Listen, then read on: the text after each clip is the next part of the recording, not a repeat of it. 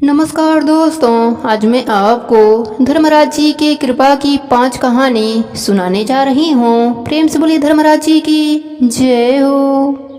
बहुत पुरानी बात है। एक गांव में 2 परिवार रहता था। उनमें सोना और सुनीता नाम की 2 औरतें रहती थीं।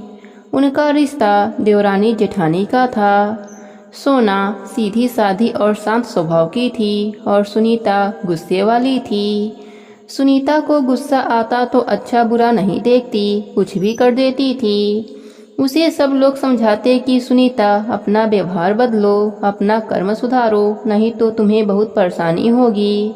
लेकिन सुनीता पर किसी की भी बात का कोई भी असर नहीं होता। एक दिन सोना और सुनीता दोनों अपने घर के बाहर बातें कर रहे थे। दोनों का दरवाजा खुला था। दोनों के वहां दूध रखा था। इतने में 2 कुत्ते आए। सोना और सुनीता के खुले दरवाजे को देखकर कुत्ते अंदर चले गए और दोनों कुत्ते दूध पीने लगे। अंदर से आवाज आने पर दोनों भागकर अपने अपने घर में गए और देखा कि दूध कुत्ते पी रहे हैं। सोना ने सोचा कि अब इस कुत्ते ने दूध जूठा कर दिया है तो पूरा इसे ही पिला देती हूँ। यह सोचकर सोना उसको नहीं भगाया, कुत्ते को सारा दूध पिला दिया। कुत्ता दूध पीकर वहां से चला गया। इधर सुनीता ने जब कुत्ते को दूध पीते हुए देखा तो उसे बहुत गुस्सा आया और उसने गुस्से में एक डंडा से कुत्ते को मारने लगी। कुत्ते को इतना मारा कि उसकी कमर टूट गई। जैसे तैसे कुत्ता अपनी जान बचाकर वहां से निकला। दोनों कुत्ते जब बाहर मिले तो एक दूसरे का हाल पूछने लगे। जो कुत्ता सोना के घर गया था वह बोला, मैं जिस स्त्री के घर गया वह तो बड़ी भली है, मुझे दूध पीता देखकर भी कुछ नहीं कहा, बल्कि जो दूध बचा था वह भी उसने मुझे पिला दिया, जिससे कि मेरा पेट भर जाए। उसने मेरी आत्मा तृप्त कर दी है, इसलिए मैं उसे बार बार आशीर्वाद दे रहा हूँ। मेरी तो भगवान से यही विनती है कि मैं मरने के बाद उसका पुत्र बनूं और जीवन भर उसका ऋण चुकाता रहूं। दूसरे कुत्ते ने कहा, आज से पहले मेरी ऐसी दुर्गति नहीं हुई थी। मैंने जैसे ही दूध पीना शुरू किया वैसे ही वह दुष्ट आ गई और उसने मारकर मेरा कमर तोड़ दिया। इसलिए मैं तो भगवान से यही प्रार्थना करता हूँ कि अगले जन्म में मैं उसका पुत्र बनकर उससे बदला चुकाऊं। जैसे उसने मुझे मारकर मेरी कमर तोड़ी है वैसे ही मैं भी उसका हृदय और कमर तोड़ दूं। कुछ दिनों के बाद दोनों कुत्तों की मृत्यु हो जाती है। दोनों मरकर धर्मनगरी पहुँचे। दोनों कुत्तों ने धर्मराज जी से आग्रह करी और अपनी पूरी कहानी सुनाई। कुत्तों की आग्रह पर धर्मराज जी ने दोनों कुत्तों को सोना और सुनीता के वहां पुत्र के रूप में जन्म दे दिया। धीरे धीरे समय बीतता है और दोनों लड़के बड़े हो जाते हैं। उन दोनों को धर्मराज जी की कृपा से पिछले जन्म की सारी बातें याद थी। पहला लड़का अपने माँ सोना की खूब सेवा करता था और अपनी माँ से बहुत प्यार करता था। लेकिन सुनीता का बेटा अपने माँ का बिल्कुल भी परवाह नहीं करता। एक दिन दोनों लड़के बैठे होते हैं, तब सुनीता का लड़का कहता है, अब मेरा इस धरती पर रहने का समय पूरा हो गया है, अब मैं यहाँ से चला जाऊँगा। तब सोना का लड़का कहता है, ऐसा क्यों कहते हो, तुम्हारी माता का क्या होगा, वह तो रो रो कर मर जाएगी।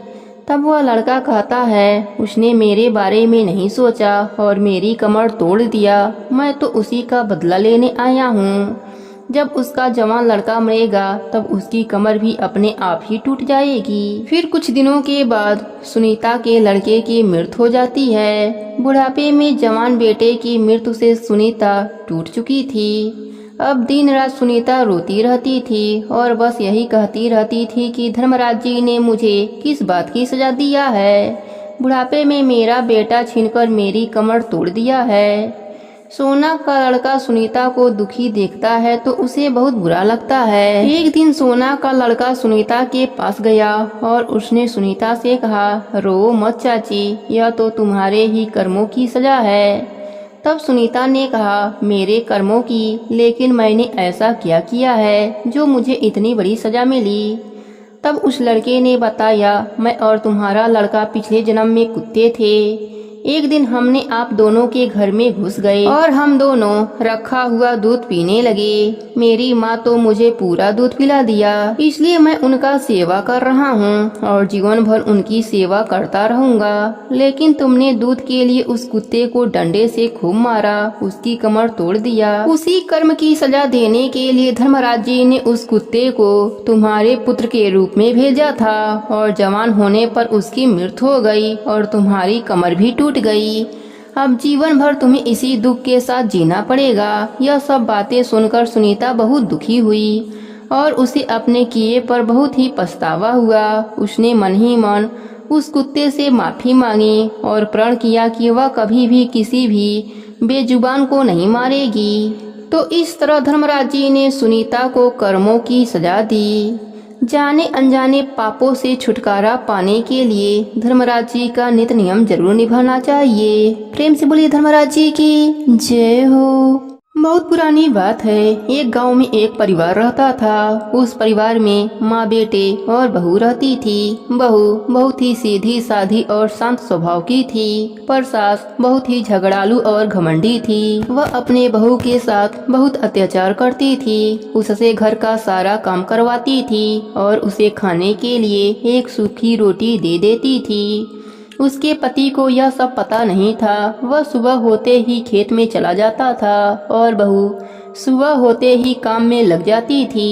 एक दिन एक पड़ोसन बहू से मिली। बातों ही बातों में पड़ोसन ने धर्मराज जी के नित्य नियम का महात्म बहू को बताया। सारी बात सुनकर बहू ने अपने मन में भी धर्मराज जी के नित्य नियम निभाने का निर्णय ले लिया।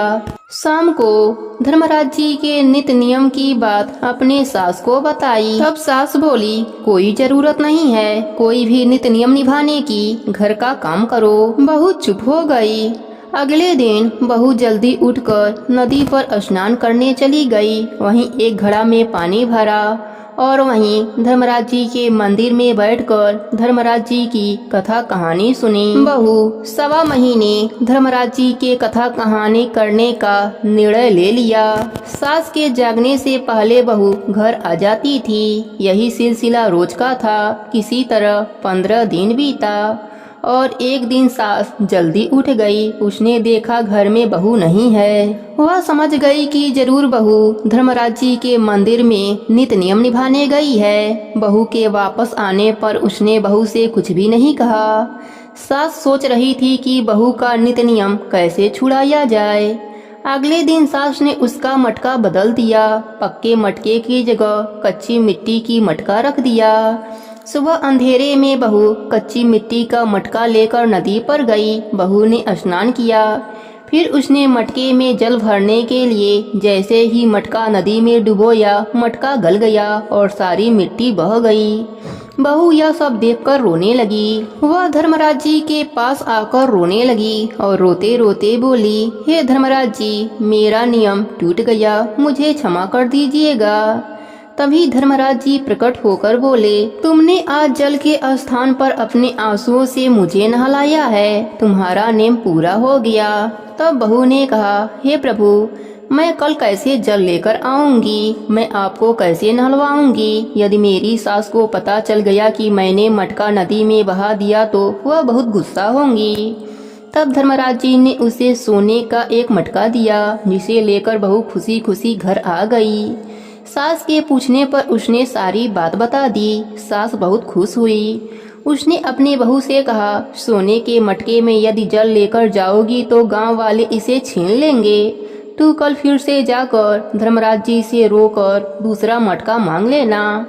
बहू बहुत ही सीधी साधी थी। वह अगले दिन धर्मराज जी के पास जाकर फिर से रोने लगी। धर्मराज जी के पूछने पर उसने सारी बात बताई। तब धर्मराज जी ने उसे चांदी का एक मटका दिया। बहू चांदी का मटका लेकर घर आ गई, लेकिन उसकी सास ने वह भी रख लिया और अपने बहू से फिर अगले दिन रोने के लिए कहा। बहू सास के डर से फिर जाकर धर्मराज जी के पास बैठकर रोने लगी। फिर धर्मराज जी के पूछने पर बहू ने सारी बात बताई। धर्मराज जी ने कहा, तेरी सास की लालच कभी भी खत्म नहीं होगा, तू आज मिट्टी का मटका ले जा। यह कहकर धर्मराज जी ने उसे मिट्टी का मटका दिया। बहू जब घर आई तो उसकी सास बहुत गुस्सा हुई। उसने कहा, तेरे धर्मराज जी के पास बस इतना ही धन है, जिसके पास कुछ नहीं है उसका नित नियम निभाने से क्या लाभ। लेकिन बहू ने सास की बात नहीं मानी और पूरे 1.25 महीने चुपके से धर्मराज जी का नित नियम निभाती रही। एक दिन सास ने छुपाए हुए दोनों घड़ों को देखा तो वह कच्चे मिट्टी के बन गए थे। यह देखकर सास बहू को बुरा भला कहने लगी। तभी वहाँ धर्मराज जी प्रकट हुए। उन्होंने कहा, तुमने लालच और घमंड में आकर बहुत पाप किया है, इसलिए तुम्हारे छूने से यह मटके मिट्टी के बन गए। जैसा बोओगी वही फल काटोगी। धर्मराज जी का दर्शन करने से सास की आंखें खुल गई। वह बहू से और धर्मराज जी से माफी मांगने लगी। धर्मराज जी ने क्षमा कर दिया और खुश रहने का आशीर्वाद दिया और अंतर ध्यान हो गए। धर्मराज जी की कृपा से वह तीनों घड़े सोने के हो गए। अब सास बहू मिलकर धर्मराज जी का नित नियम निभाने लगे। धर्मराज जी की कृपा से सास बहू को इहलोक में सुखों की प्राप्ति हुई और मरने के बाद स्वर्गलोक का सुख मिला। हे धर्मराज जी, जैसे आपने सास बहू पर अपनी कृपा करी, वैसे ही अपने सभी भक्तों पर अपनी कृपा बनाए रखना। प्रेम से बोलिए धर्मराज जी की जय हो। बहुत समय पहले की बात है। सोनपुर नाम का एक गांव था। वहां पर एक शांति नाम की औरत रहती थी। वह बहुत ही धार्मिक प्रवृत्ति की थी। वह रोज धर्मराज जी को भोग लगाती, दिया बाती करती और कथा कहानी सुनती थी। उसका भरा पूरा परिवार था, परंतु उसका पूरा परिवार शहर में रहते थे। वह अकेली अपने गांव वाले घर पर रहा करती थी। एक समय की बात है कि शांति के नातिन का विवाह था। शांति को विवाह में जाना अनिवार्य था। वह बहुत परेशान हो गई कि मेरे न रहने पर मेरे धर्मराज जी का दिया, भोग और कथा कहानी का नेम कौन निभाएगा, यही विचार कर रही थी। तभी उसकी पड़ोसन उससे चीनी मांगने आई। तब शांति उससे पूछने लगी, क्या तुम मेरे धर्मराज जी का पूजा 4 दिनों तक कर सकती हो? तब पड़ोसन बोली, मुझे तो पता ही नहीं है कि धर्मराज जी का पूजा पाठ कैसे करते हैं। अगर आप पूरा विधि विधान बता देंगी तो मैं अवश्य ही कर दूंगी। तब शांति ने धर्मराज जी की मूर्ति को पड़ोसन को देते हुए बोली कि सुबह शाम घी का दिया जला देना, भोग लगा देना और धर्मराज जी के कथा कहानी का नेम निभा देना। इस प्रकार सारी बातें बताकर शांति शाम को अपने बेटे बहू के पास चली गई। इधर पड़ोसन ने धर्मराज जी को भोग लगाया और वहीं बैठ गई। बोली, धर्मराज जी आप भोग लगा लीजिए, तब कहानी सुनाऊंगी और खाना खाऊंगी। पड़ोसन देखती है कि भोग तो वैसा ही पड़ा है। धर्मराज जी महाराज भोग को समाप्त नहीं कर रहे हैं। अब तो पड़ोसन को बड़ी चिंता हुई। सोचने लगी, अगर धर्मराज जी कुछ खाएंगे नहीं तो पतले हो जाएंगे, और पतले हो जाएंगे तब शांति धर्मराज जी को पतला देखकर मुझसे झगड़ा करेगी। पड़ोसन वहीं पर बैठकर सब सोचती है और बार बार कहती है, प्रभु आप भोग लगा लीजिए। इस प्रकार 48 घंटे हो जाते हैं, न भोग समाप्त होते हैं, न ही पड़ोसन वहाँ से उठती है। यह सब धर्मराज जी देख रहे थे और पड़ोसन के भक्ति से वह प्रसन्न होकर मुस्कुरा रहे थे। तब चित्रगुप्त जी धर्मराज जी से पूछते हैं, हे प्रभु आप अकेले ही क्यों मुस्कुरा रहे हैं, क्यों प्रसन्न हो रहे हैं? तब धर्मराज जी ने बताया, देखो इस पड़ोसन को, यह सिर्फ 48 घंटों में ही मुझे प्रसन्न कर दिया है। मैं इसी की भक्ति भाव को देखकर प्रसन्न हो रहा हूँ। मैं जा रहा हूँ इसको दर्शन देने। इस प्रकार उस पड़ोसन को धर्मराज जी ने दर्शन दिया और उसका लगाया हुआ भोग भी खाया। पड़ोसन बोली, हे प्रभु आप कहाँ थे? मैं कितनी देर से आपको बुला रही थी। अब जब आप आ ही गए हैं तो अब आप मत जाइएगा।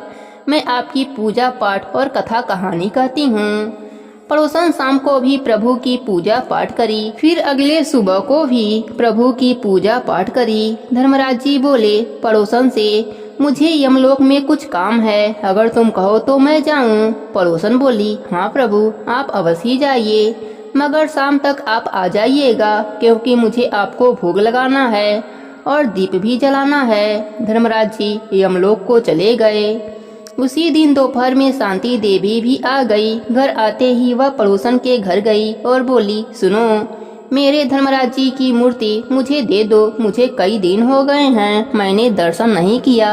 पड़ोसन शांति को देखकर चिंता में पड़ गई। उसने सोचा धर्मराज जी तो यमलोक गए हैं, मैं इनको कहाँ से धर्मराज जी को दूं। पड़ोसन बोली, शांति दीदी, जैसे आपने 4 दिनों तक अपने प्रभु का दर्शन नहीं किया, वैसे ही शाम तक रुक जाइए, मैं शाम को आपके प्रभु को दे दूंगी।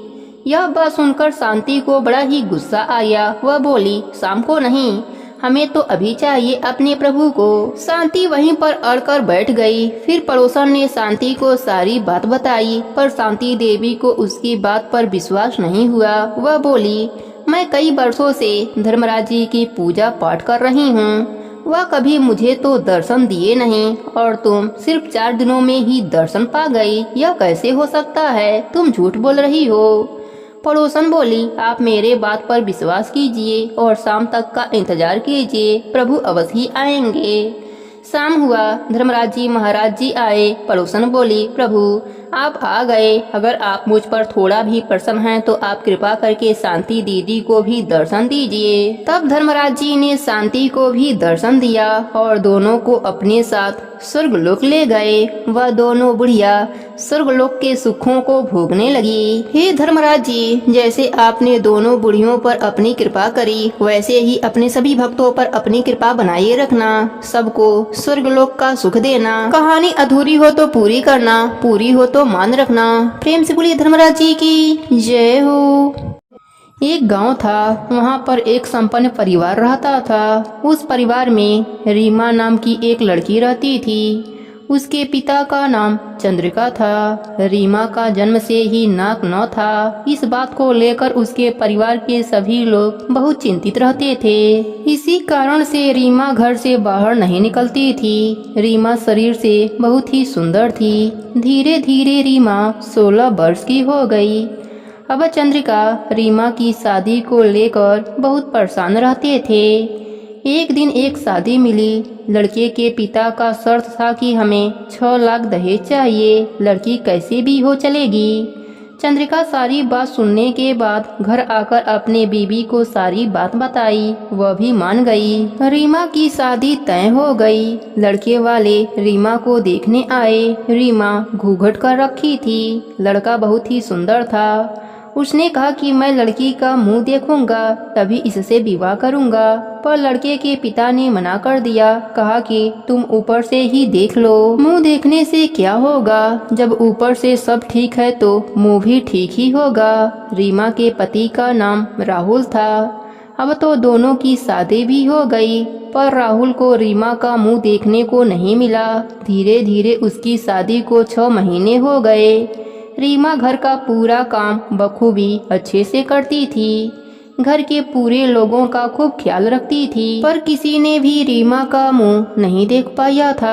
आस पड़ोस के लोग कहने लगे, रीमा अब तो तुम पुरानी हो गई हो, अब क्यों इतना घूंघट करती हो, पर रीमा बहाना बनाकर मना कर देती थी। अब तो राहुल के दोस्तों ने भी राहुल से कहने लगे कि राहुल, लगता है तुम इस जन्म में अपने पत्नी का मुख नहीं देख पाओगे, और कहकर खूब हंसते थे। अब तो राहुल को भी गुस्सा आने लगा। रात में जब राहुल घर आया तो रीमा से बोला कि रीमा, घर पर कोई नहीं है, तुम अपना पल्लो ऊपर करके काम करो। तो रीमा बोली, अरे नहीं, पापा जी पड़ोस में गए हैं, अभी आ जाएंगे। अब तो राहुल को शक होने लगा। उसने रात में सोने का बहाना बनाकर चादर ओढ़कर लेट गया। रीमा भी घर का सारा काम करके सो गई। राहुल ने देखा रीमा अब गहरी नींद में आ गई है, तो राहुल उठा और रीमा का पल्लो उठाकर उसका मुख देखने लगा। मुख देखते ही राहुल के पैरों तले जमीन हिल गया। अरे यह क्या, इसका तो नाक ही नहीं है। उसने गुस्से से अपने पिताजी के कमरे में गया और उनको जगाकर बोला, पिताजी, रीमा का नाक ही नहीं है, उसके घर वाले हम लोगों को धोखा दिए हैं। उसके पिताजी बोले, क्या हो जाएगा, बहू के पास नाक नहीं है तो उसके घर वाले 6 लाख दहेज दिए थे, तुमको याद है ना। राहुल बोला, तो क्या हुआ, आपको पता था कि मेरी शादी बिना नाक वाली लड़की से हो रही है। राहुल के पिताजी बोले, हाँ तभी तो तुम्हें दहेज में 6 लाख रुपए मिले, नहीं तो तुम किस काम के हो, कोई काम धंधा तो करते नहीं। और रीमा में क्या कमी है, घर को इतने अच्छे से संभाल रखी है। राहुल ने कहा, नहीं पिताजी, मैं इस लड़की के साथ नहीं रहूँगा। राहुल के पिताजी ने बहुत समझाया पर राहुल नहीं माना। अब तो राहुल रीमा से बात करना भी पाप मानने लगा। रीमा रोती रही कि मुझे मत निकालो, मैं घर के किसी कोने में पड़ी रहूंगी। पर राहुल नहीं माना, रीमा को घर से निकाल दिया। रीमा अपने मायके आ गई। वहाँ पर उसने दुखों को दूर करने वाले, सुखों को देने वाले धर्मराज जी का नित्य नियम निभाने लगी।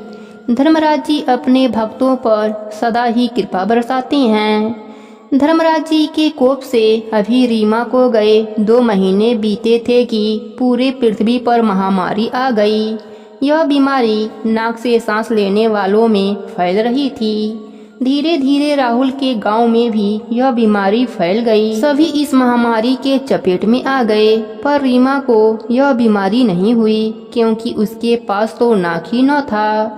जब उसको पता चला कि राहुल बहुत बीमार है तो रीमा भागती भागती राहुल के घर आई और उसका, उसके पिता का और गांव वालों की खूब सेवा करने लगी। 60-70 दिनों के कड़ी मेहनत के बाद सब ठीक हो गया। गांव के सरपंच ने रीमा के सेवा भाव से खुश होकर उसको सम्मानित किया। राहुल तो अपने किए पर बहुत ही पछता रहा था। उसने रीमा से माफ़ी मांगी। उसने कहा, रीमा, मैंने तुम्हें घर से निकाल दिया पर तुमने बदले में हम सबका जान बचाई। सच में तुम मन से बहुत ही अच्छी हो। सब कुछ भूलकर तुम मेरे साथ रहोगी। जो भी रीमा का मजाक उड़ाया था, सबने रीमा से माफ़ी मांगी। रीमा सबको माफ़ कर दिया और सबको धर्मराज जी की कृपा की बात भी बताई। सभी लोग धर्मराज जी की जयकारा लगाने लगे। इस प्रकार धर्मराज जी का नित्य नियम निभाने से रीमा को इहलोक में सुखों की प्राप्ति हुई। प्रेम से बोलिए धर्मराज जी की जय हो। बहुत समय पहले की बात है। एक साहूकार तीर्थ यात्रा से वापस अपने घर की ओर लौट रहे थे। रास्ते में अचानक उन्हें पता चला कि उनके पैसे कहीं गिर गए हैं। अभी उनका घर बहुत दूर था। बिना पैसों के घर तक पहुंचना असंभव था। अब वह घर जाएं तो कैसे जाएं? उन्होंने कई लोगों से मदद मांगी परंतु किसी ने भी उनकी मदद नहीं करी। अंत में एक साम नाम के किसान ने उनकी मदद करी। उन्हें अपने घर ले गया और उन्हें वापस घर जाने के लिए कुछ पैसा भी दिया।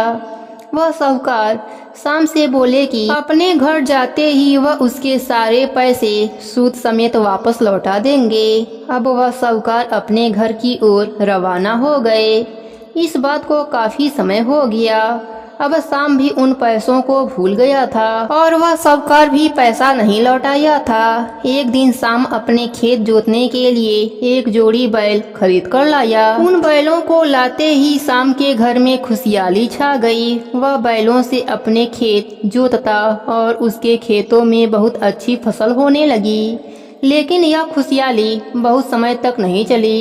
एक दिन खेत जोतते समय शाम का एक बैल गिर गया और उसकी मौत हो गई। अब शाम उस बैल की जगह दूसरा बैल खरीदने का जुगाड़ करने लगा। उसने एक नया बैल खरीदा, लेकिन इस जोड़ी में पहले वाली बात नहीं रह गई थी। नया बैल पुराने बैल की तुलना में ज्यादा जवान था। पुराना बैल धीरे धीरे पुराना होने लगा। कमजोरी से वह खेत भी नहीं जोत पा रहा था। धीरे धीरे बीमार पड़ गया। इसी बीच एक दिन एक आदमी शाम के घर आया और बोला, भैया क्या तुम्हारा नाम श्याम है? श्याम बोला, हाँ मेरा ही नाम श्याम है। फिर वह व्यक्ति बोला, क्या काफी समय पहले किसी मुसाफिर ने तुमसे कुछ पैसे उधार लिए थे? तो श्याम बोला, हाँ लिया था, लेकिन मैं तो भूल गया था। तीर्थ यात्रा से लौटते समय उनके पैसे कहीं खो गए थे। मैंने उनकी मदद करी थी। तब वह व्यक्ति बोला, मैं उसी यात्री का बेटा हूँ। तीर्थ यात्रा से लौटने के बाद मेरे पिताजी की मृत्यु हो गई थी। मृत्यु के समय वह कुछ कहने की कोशिश कर रहे थे परंतु कह नहीं पाए। तब श्याम ने पूछा, तुम्हें यह उधार की बात किसने बताई? तब वह व्यक्ति बोला, कुछ दिनों पहले मेरे पिताजी मेरे सपने में आए और बोले कि उन्होंने शाम नाम के व्यक्ति से कुछ रुपए उधार लिए थे, किंतु वह चुका नहीं पाए और उन्होंने मुझे आपके घर का पता बताया और मुझे यह भी बताया इस उधार को चुकाने के लिए उन्होंने बैल के रूप में जन्म लिया है और बैल के रूप में वह आपकी सेवा कर रहे हैं। धीरे धीरे आपका कर्ज चुका रहे हैं और उन्होंने काफी उधार चुका भी दिया है। अब वह बाकी का उधार भी चुकाना चाहते हैं, किंतु उनके शरीर में जान नहीं रह गया है, वह बीमार हैं, इसलिए उन्होंने मुझे आदेश दिया है कि बाकी बचे हुए रुपए आपको लौटा दूं, ताकि उन्हें बैल के शरीर से मुक्ति मिल सके। ऐसा कहकर उस व्यक्ति ने श्याम को बाकी के रुपए लौटा दिया। जैसे ही श्याम ने वह रुपए लिए, श्याम के बीमार बैल ने आखिरी सांस ली। साहूकार को कर्ज से मुक्ति मिल गई। इस प्रकार किसी भी प्रकार का कर्ज हम इस जन्म में नहीं चुका पाते हैं तो हमें अगले जन्म में चुकाना पड़ता है। धर्मराज जी की यही लेखा जोखा है। जाने अनजाने पापों से मुक्ति पाने के लिए धर्मराज जी का नित्य नियम निभाना चाहिए, ताकि हमारा यह लोक सुखमय बन जाए और मरने के बाद स्वर्गलोक का सुख मिले। प्रेम से बोलिए धर्मराज जी की जय हो, चित्रगुप्त जी की जय हो।